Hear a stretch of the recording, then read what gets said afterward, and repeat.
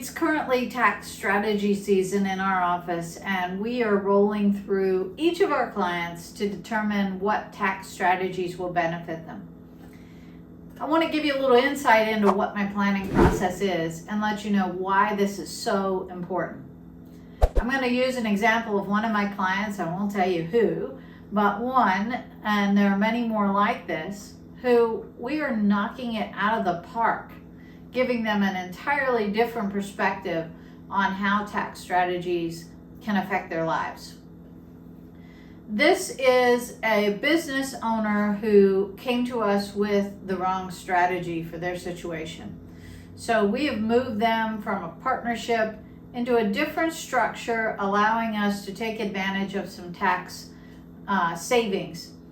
That move was created and accomplished 3 years ago with an alternative entity added into the mix. So we actually added a new company so that the income would flow properly and be taxed at a more advantageous rate and an advantageous way.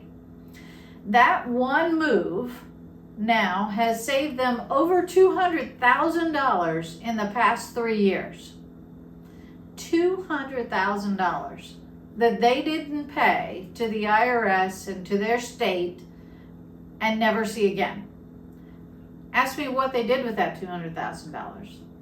They have reinvested it to create even higher income for their business and used it as a mechanism to build their business. They've used the tax savings that they would have otherwise had to lose to grow their business in another way and invest in it. So one move created $200,000. All right, let's move on to some other things. So going through in the current year, I have a list of over 80 strategies that I check off one by one and see which ones apply. Now, this business owner, of course, has 2 children. Those 2 children have been on the payroll for the past 3 years since we made this new entity change. That brings about $25,000 off of their income each year. Currently, they can pay each child $12,950 tax-free and as a tax deduction for their business. Again, another home run. We also take advantage of utilizing a business vehicle. We've taken that personal vehicle, it happens to be a big truck, which is considered to be a piece of equipment. We converted that last year to a business asset. That gave them about a $60,000 tax deduction for moving that truck into the business based on its fair market value. This year, we also took some moves to put money into an educational plan for their children. The state that they live in actually allows you to make 529 contributions and take a state tax deduction for them.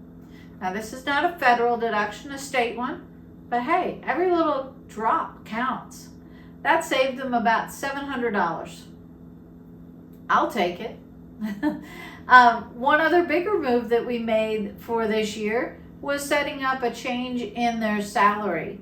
The owner's salary can be adjusted accordingly each year, and by moving the owner's salary up, we were able to defer more money into their 401k plan.